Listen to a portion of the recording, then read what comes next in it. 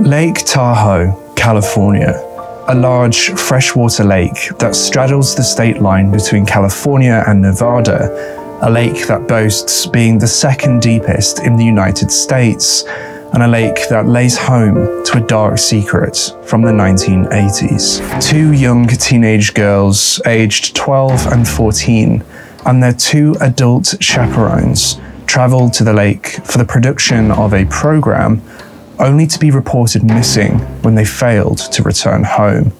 In a tale of teenage models, anti-drug campaigns, and murder, let's explore the case of Herbert Coddington. People say Ted Bundy didn't show any emotion. I showed emotion. Unit 2, move into position. Units 3 and 4 maintain coverage of Sector 7. I'm not guilty.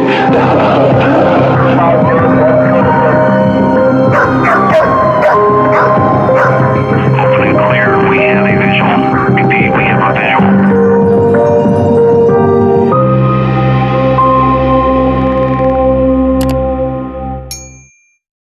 The following episode is not suitable for those under the age of 13. Viewer discretion and parental guidance is advised.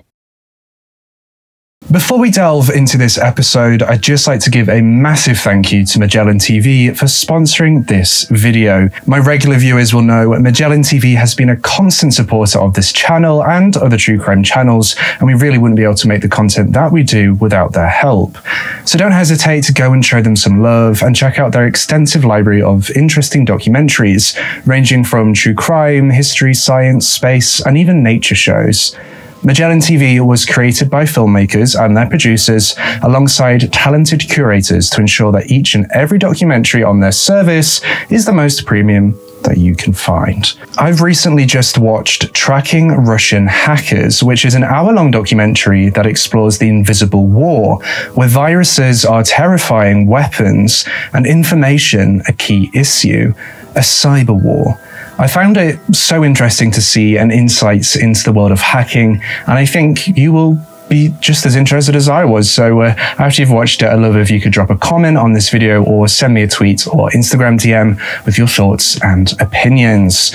Use the link at the top of the description or the link in the pinned comments to back yourself a 1-month free trial to Magellan TV, including all of their 4K documentaries at no extra cost. I'm hooking you up 1 month for free. Hello, time to binge watch some more true crime shows, documentaries. Let's go. Now, back to the case.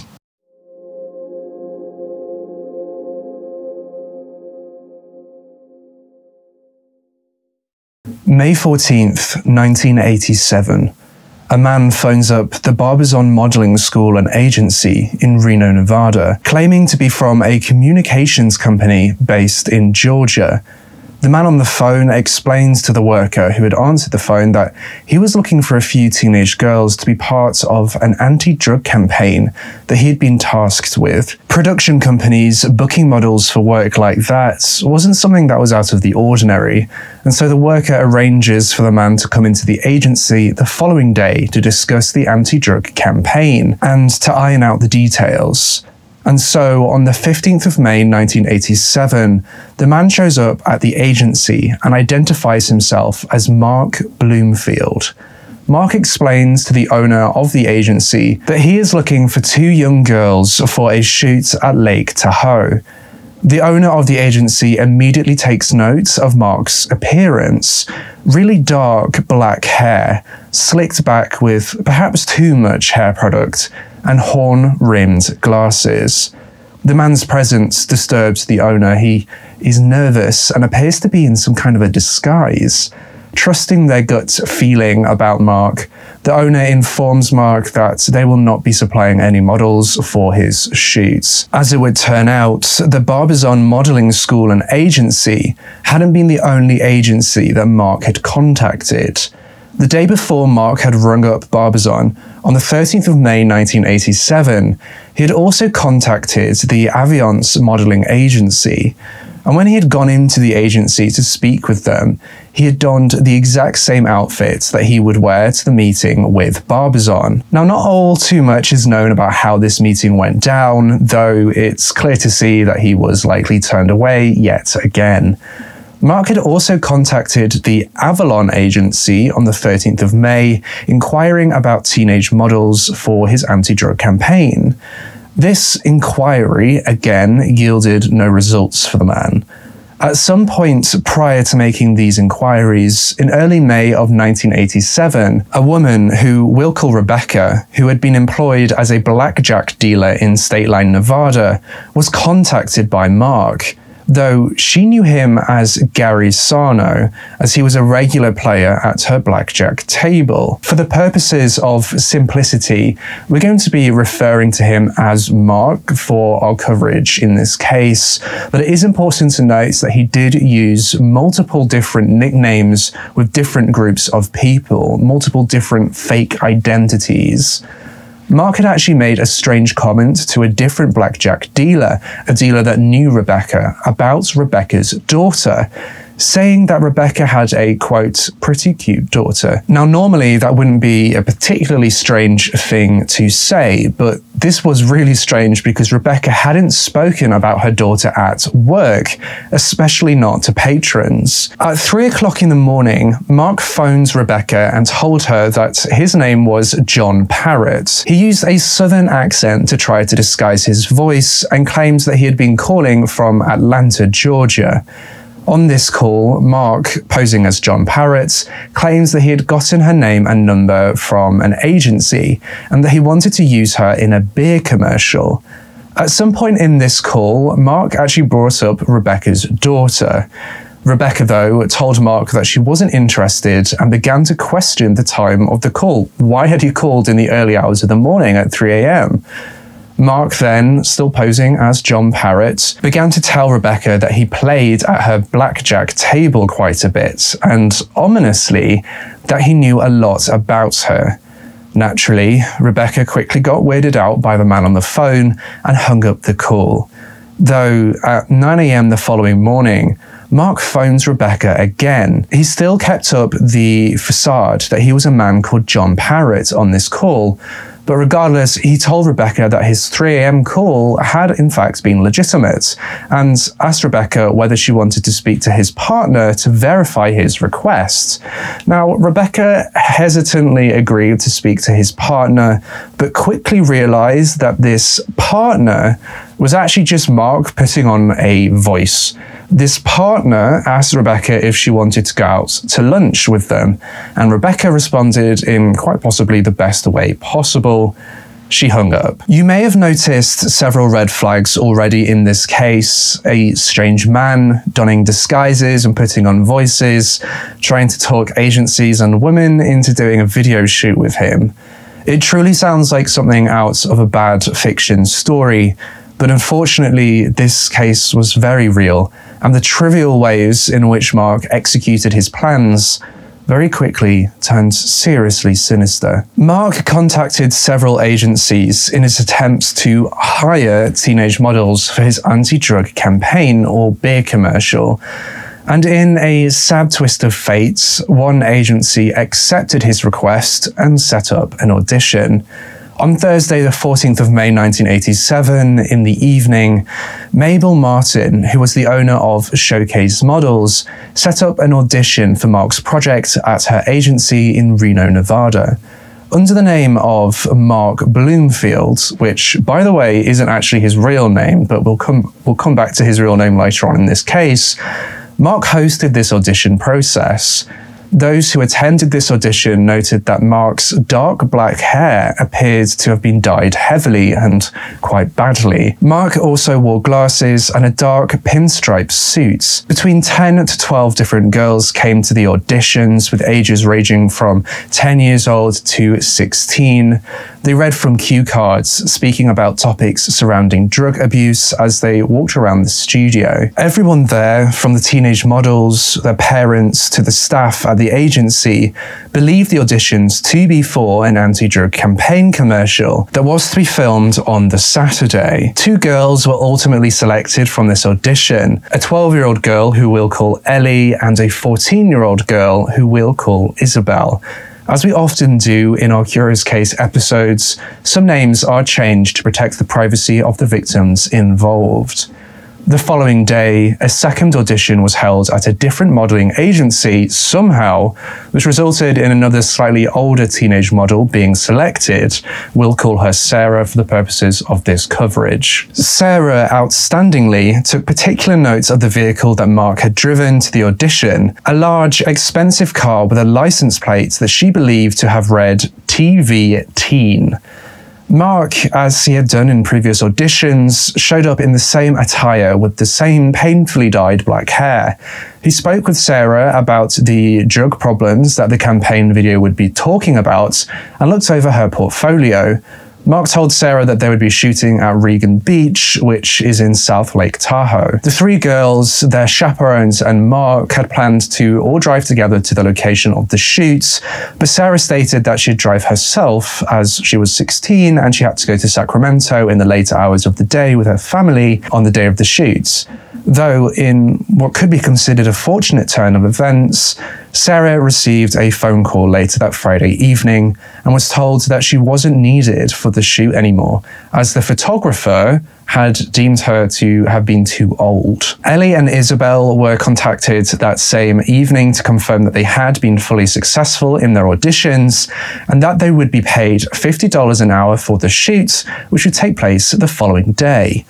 On the morning of Saturday the 16th of May 1987, the owner of Showcase Models, 69-year-old Mabel Martin, told her son that she was just going out to drive the 2 girls to South Lake Tahoe to shoot an anti-drug campaign and that she'd be back later that day. As per her agency's policy of having 1 chaperone for each minor, Mabel invited her friend 67-year-old Dorothy Walsh to be a chaperone with her. Mabel, in her 1984 Chrysler Fifth Avenue car, drove over to pick up 12-year-old Ellie and 14-year-old Isabel before continuing on to pick up Dorothy Walsh. The group of 4 then drove to the Nugget Casino Resort, where they had agreed to meet with Mark before continuing on to the location of the shoots. When they arrived, Mark was nowhere to be seen, and so they decided to go wait in the restaurants, and after a while, Mark eventually showed up and met with the group of 4 within the restaurants. They all then got into Mabel's car and drove together to South Lake Tahoe, where Mark had a trailer. It's important to note that Mark was quite wealthy and this trailer wasn't his permanent residence. It was like more of a holiday trailer kind of setup, if that makes sense. I mean, it's on South Lake Tahoe. You can just imagine how expensive that kind of trailer park would be. The group of 5 disembarked from the car upon arrival, and Mark instructed the 2 girls to go into the trailer, which was quite a big trailer, so that they could change into their shorts and freshen up their makeup. Mabel and Dorothy followed behind the 2 girls, wheeling their suitcases into the trailer as they entered the trailer, with Mark following from the rear. Though, when the girls entered the trailer, they were confronted with a room with wooden walls decorated with pictures of various models. There were no mirrors within the room at all. Something was very wrong. Before Mabel and Dorothy could do anything, Mark rammed them into the wooden-walled room and slammed shut the door.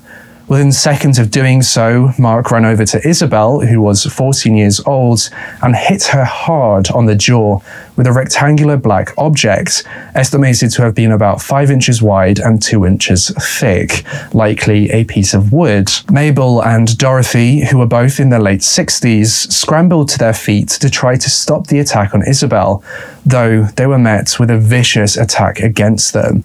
Mark began hitting both Mabel and Dorothy on the chest and in the face. After he was satisfied, he ordered Mabel and Dorothy to lie down on the floor so that he could tie them up, threatening to kill one of the girls if they didn't do what he said, if they didn't comply.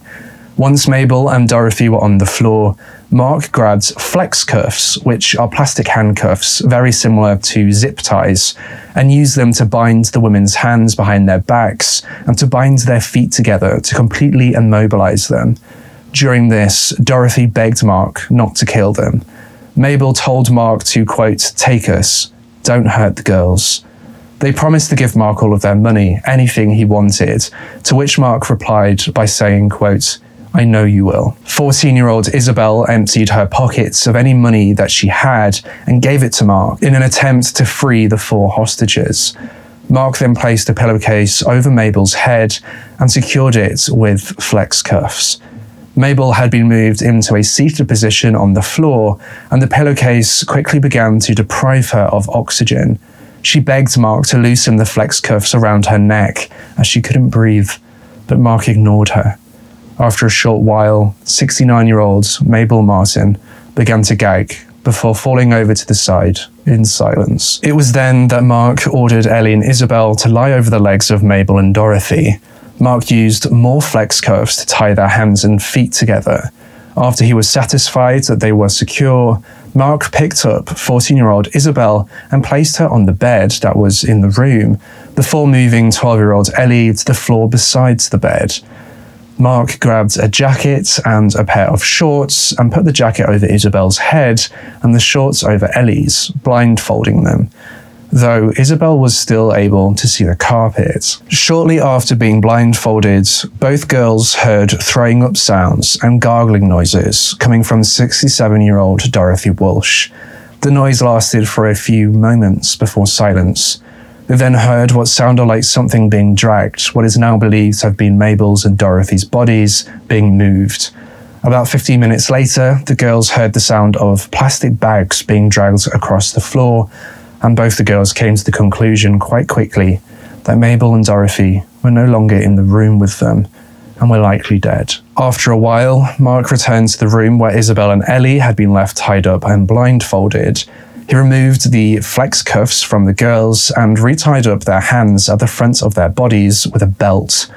Mark then put a ski mask over Isabel's eyes, a pillowcase over the top of that, and secured it with rope around her neck.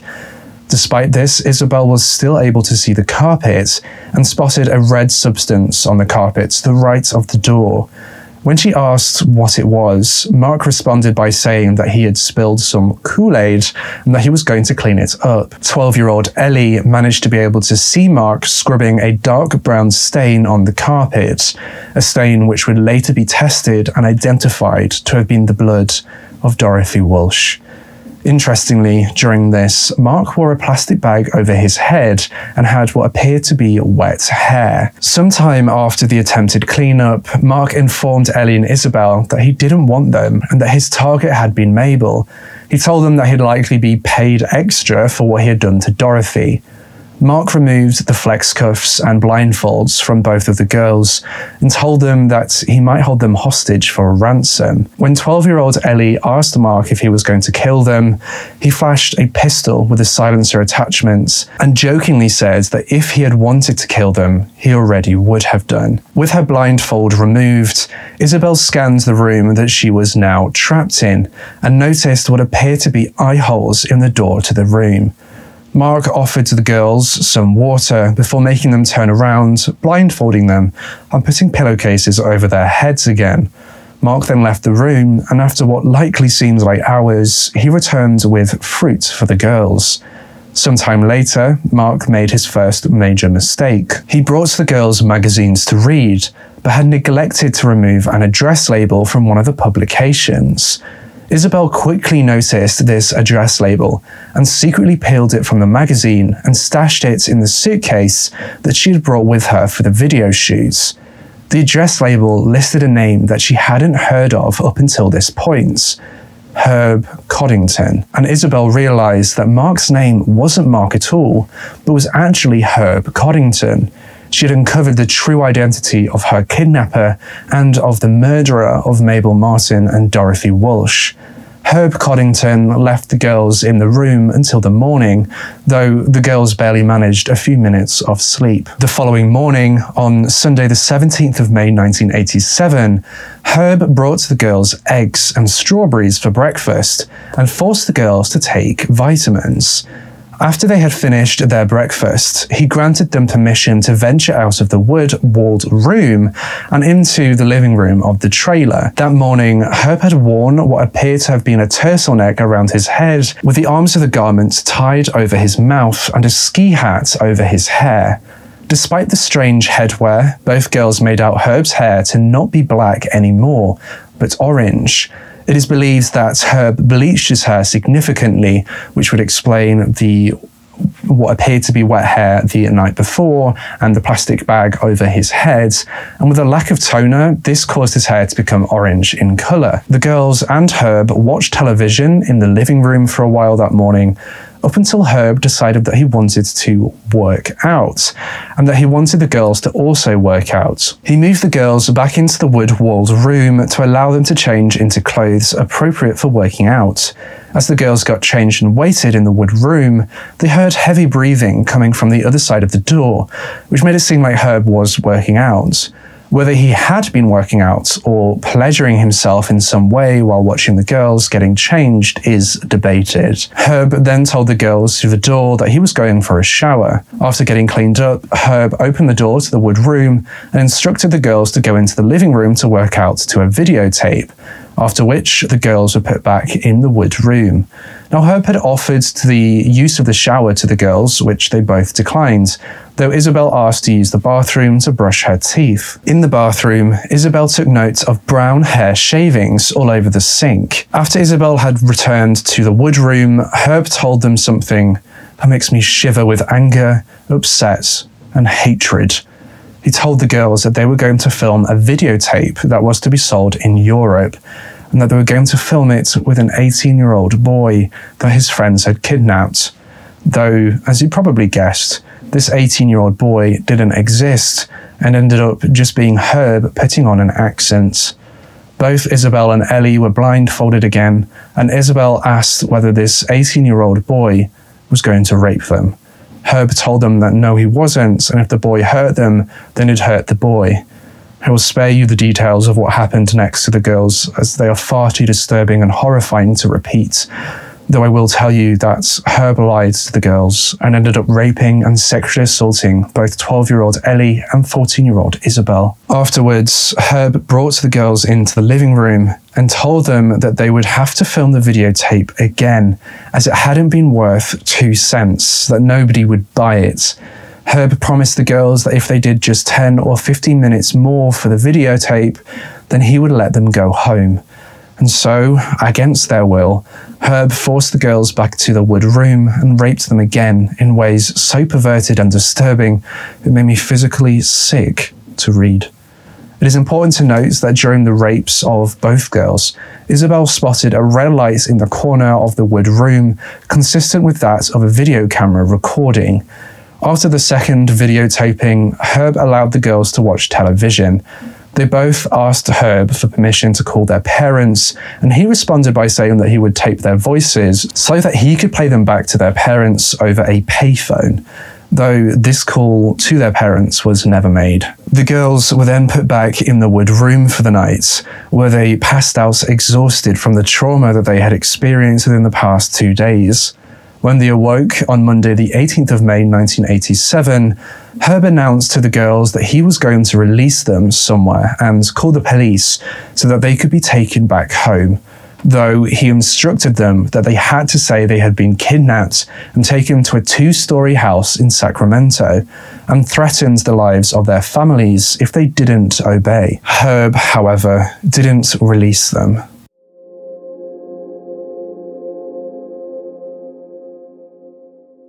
Ellie, Isabel, Dorothy, and Mabel were all reported as missing when they failed to return back home on that Saturday night on the 16th of May 1987, and immediately the FBI became involved in the investigation.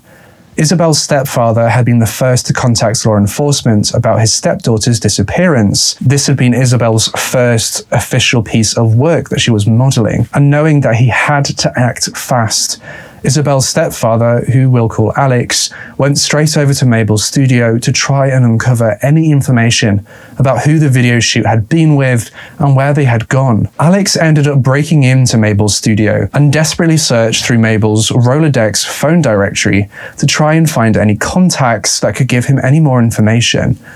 And by some miracle of the universe or miracle of God, he made contact with Sarah, the older teenage model that had been told she wasn't needed for the shoot anymore.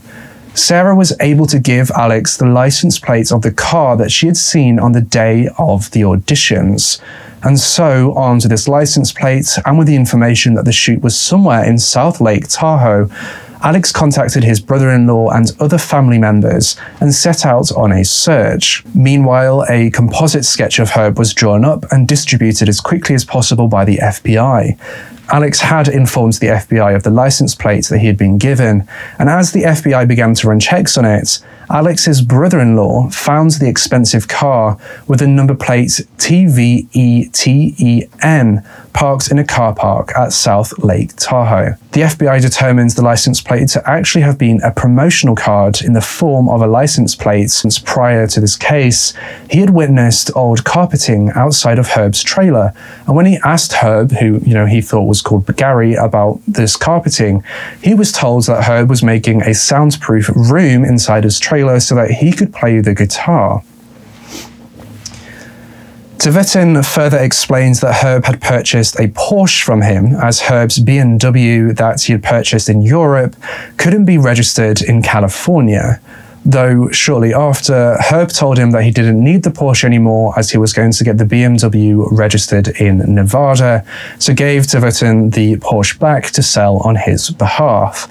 About 2 weeks before the girls were kidnapped and the chaperones murdered, Tiverton gave Herb paper license plates from his dealership so that Herb could drive the BMW to Nevada for registration. Armed with all of this information, the FBI placed Herb's trailer under surveillance. Tiverton then telephoned Herb to inform him that his Porsche had sold and that he should come and collect the money from the sale. He also told Herb that the FBI were looking for him and that he should call them. These calls took place on Monday the 18th. Tiverton asked Herb whether he had been involved in the kidnapping that was being reported in the newspapers, and Herb replied by saying that he had done something much worse.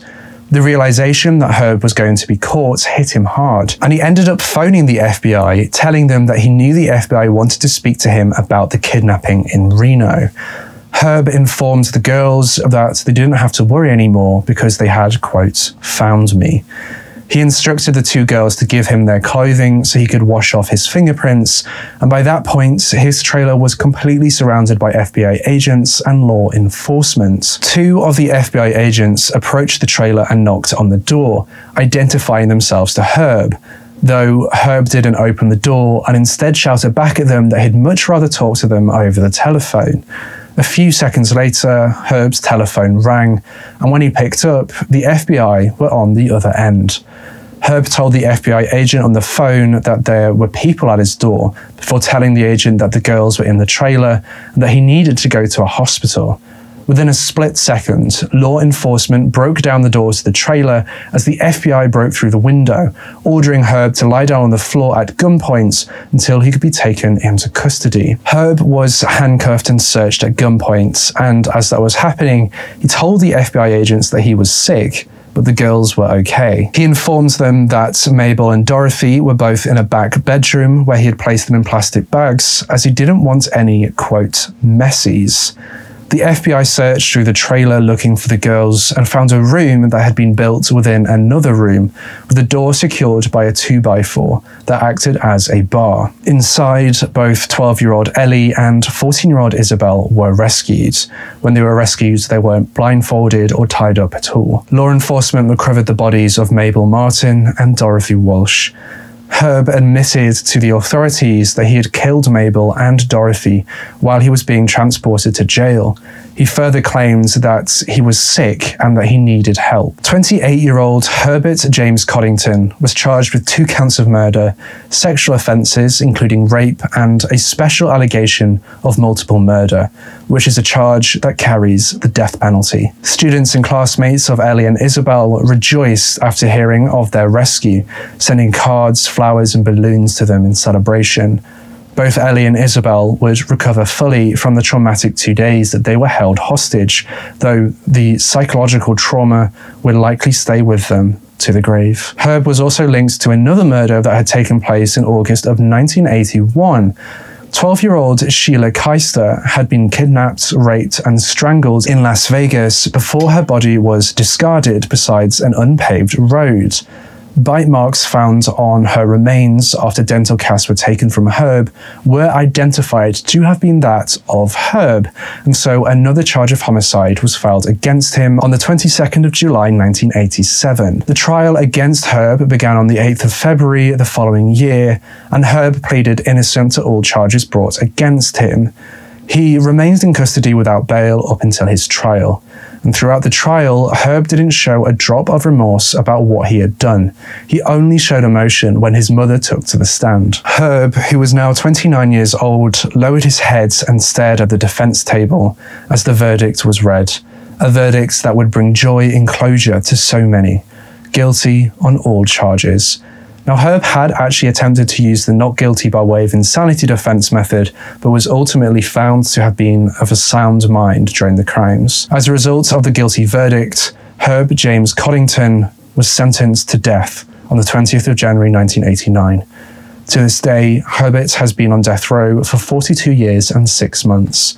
We can only hope that the girls, their families, the families of Mabel and Dorothy, and friends of the victims have managed to find justice with his sentencing. Thank you so much for watching this episode of my Curious Case series. Be sure to hit subscribe and click that bell icon so you don't miss when I post a brand new Curious Case episode. I'm trying to post a new episode every Sunday at 9 PM UK time, and if I don't, please do not hesitate to spam my social media and tell me off for it. A special thank you to all of my Patreon members, especially my lead investigators, T. Vindiola, Samanthan O'Hara, Ash Medlock, Nikki, Layla Earl, and Cicely Thomas.